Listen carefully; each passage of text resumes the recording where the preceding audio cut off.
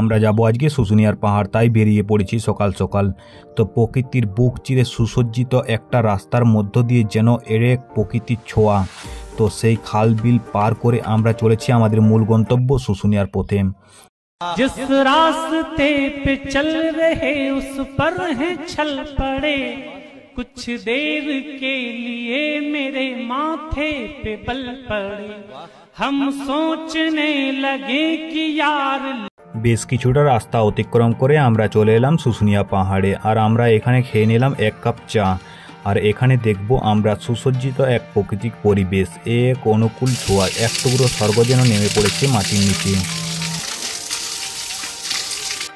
এখানে প্রাকৃতিক সৌন্দর্যটা দেখার মতো, আর তার সাথে রয়েছে দেবদেবীর বেশ কিছু মন্দির, যা প্রাকৃতিক সৌন্দর্যকে আরও যেন ফুটিয়ে তুলেছে। এখানে রয়েছে হনুমান মন্দির, আর রয়েছে বেশ কিছু মন্দির, আমি সেগুলো তোমাদের দেখাবো। এখানে রয়েছে একটা কালী মন্দির, এখানে কালী মা রয়েছে, আর এখানে রয়েছে দুর্গা মন্দির।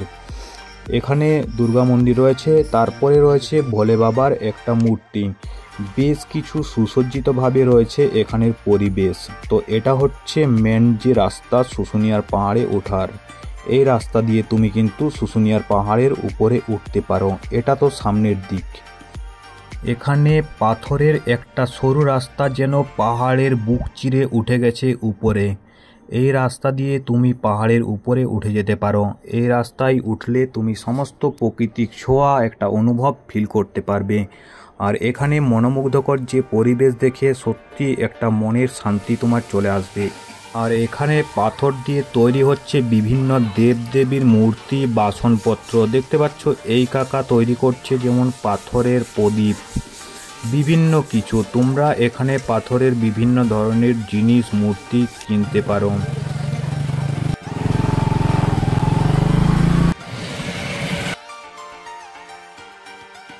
এবার আমরা চলে যাব আমাদের মূল গন্তব্য শুশুনিয়া পাহাড়ের পদদেশে, যেটা হলো জমধারা। তো এখানে দুটো রাস্তার মধ্যে ডান দিকে যে রাস্তা বয়ে গেছে, এটা পাহাড়ের উপরে সরাসরি উঠে যাবে।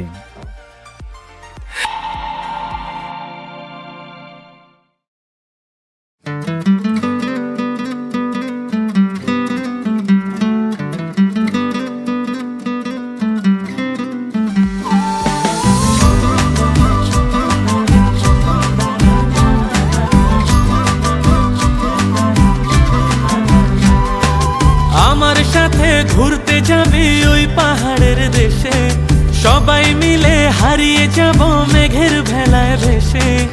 আমার সাথে ঘুরতে যাবে ওই পাহাড়ের দেশে, সবাই মিলে হারিয়ে যাব মেঘের ভেলায় ভেসে। নদীর জলে ভাসিয়ে দেব চিন্তা আছে যত, মানব না আর কোনো বাধা, উড়বো পাখির মতো।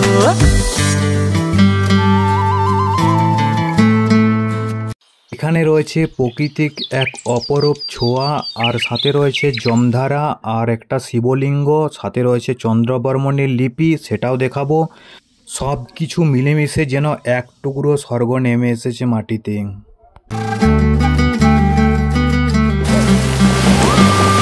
এত বৃষ্টি, অবশেষে আমরা প্রচুর ভিজে গেছি, মানে দাঁড়ানোর আর জায়গা টায়গা নেই আমাদের।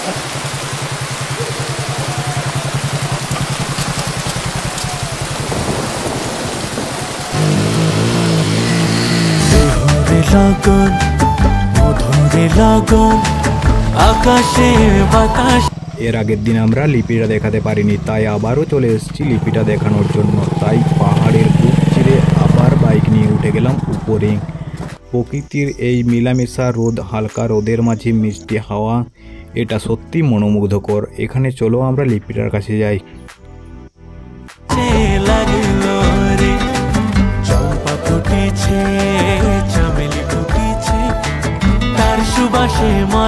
এই প্রকৃতির বুক চিরে উঠতে উঠতে আমরা দেখতে পেলাম হাওড়া থেকে এসেছে আরো 3 জন, যারা লিপিটা খুঁজে পায়নি। তো তাদেরকে নিয়ে চললাম আবার লিপির কাছে। তো এখানে প্রকৃতির এক সৌন্দর্য ভিউ তোমরা দেখতে পাচ্ছ, যেটা উপর থেকে দেখাচ্ছে। কত সুন্দর না একটা ভিউ। সবাই ঘুরতে যাব ওই পাথরের দেশে, নীল আকাশে পাখির মতো উড়বো হেসে হেসে। চল না সবাই হারিয়ে যাব ওই পাথরের দেশে, ওরে নীল আকাশে পাখির।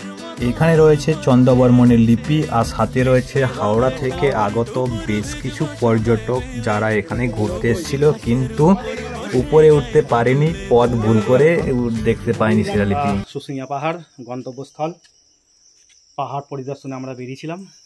বিগত একদিন যাবত আমরা এখানে আছি। আজ আমরা পাহাড় পরিদর্শনে বেরিয়ে এই রাজা চন্দ্রবর্মার যে স্মৃতি এখানে লুকিয়েছিলেন, আত্মসমর্পণ করেছিলেন, সেই জায়গাটা আমরা পরিদর্শনে বেরিয়েছিলাম। কারণবশত আমরা বহুত দিন আগে আসার পরে আমরা ভুলিয়ে গেছিলাম। তা আমরা পাহাড়ের নিচে নেমে যাই, কিন্তু এক দাদা ভাই তারা হাওড়া থেকে আগত, আমরা হাওড়াতে থাকি, ওনারা হাওড়াতে থাকেন কিন্তু শুশুনিয়া।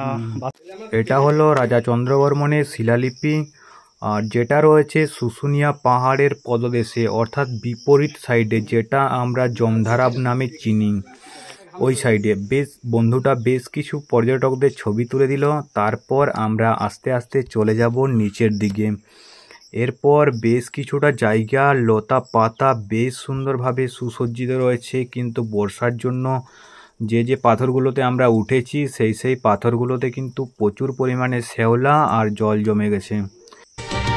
তোর হাসিতে আমি হাসি, তোর রাগেতে আধার দেখি, তোর হাসিতে আমি হাসি, তোর রাগেতে আধার দেখি। আমি সাজাবো ঘাস, তুমি না।